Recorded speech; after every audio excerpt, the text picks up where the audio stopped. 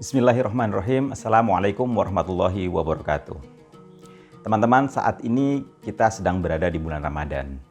Dan sebagaimana kita tahu, bulan Ramadan adalah bulan ibadah. Bulan ketika semua amalan kita, semua perbuatan baik kita akan mendapatkan balasan yang berlipat ganda. Nah, saya mungkin akan mengajak teman-teman untuk bertanya tentang ibadah. Pertanyaan yang mungkin selama ini enggan kita tanyakan atau takut kita tanyakan, tapi berada di dalam otak kita, di dalam benak kita. Yaitu, kenapa sih kita harus beribadah? Kenapa kita perlu beribadah? Mungkin ada sebagian yang akan menjawab bahwasanya, ya karena Allah menyuruh kita untuk ibadah, makanya kita ibadah. Tapi jawaban itu akan memunculkan pertanyaan yang lain, yaitu, ya kenapa Allah menyuruh kita beribadah? Karena kita tahu Allah tidak membutuhkan apapun dari makhluknya.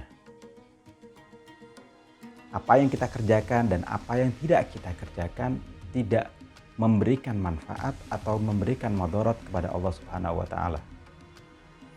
Kita sholat, Allah tidak untung. Kita tidak sholat, Allah juga nggak rugi.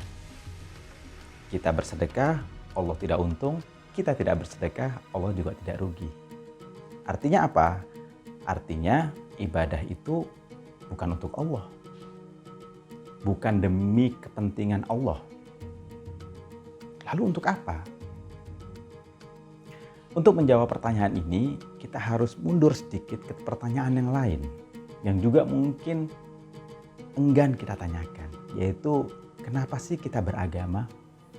Pertanyaan ini penting karena selama ini kita beragama karena keturunan. Kita dilahirkan dari orang tua yang beragama, maka kita pun memeluk agama orang tua kita. Kita hampir tidak mempertanyakan kenapa sih kita harus beragama tertentu, beragama Islam misalnya. Nah, mungkin pertanyaan ini juga akan dijawab, ya karena Allah menyuruh kita beragama. Tapi kemudian pertanyaan berikutnya adalah, ya kenapa Allah menurunkan agama? Kenapa Allah menyuruh kita untuk beragama?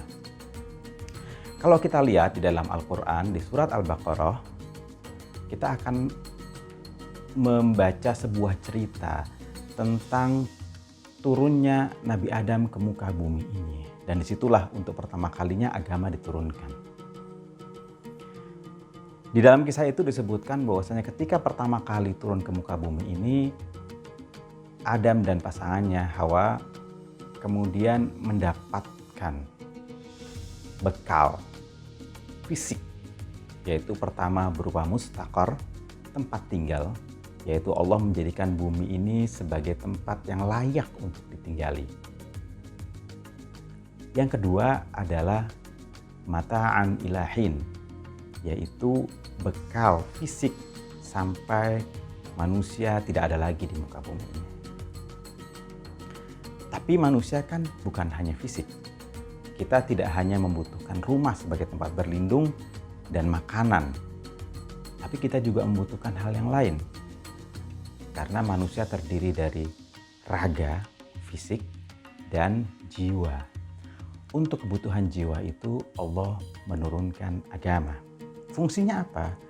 Di ayat itu dijelaskan bahwasanya hidayah atau agama itu agar manusia la khaufun alaihim wala hum yahzanun. Agar manusia tidak khawatir, tidak takut, dan juga agar manusia tidak bersedih.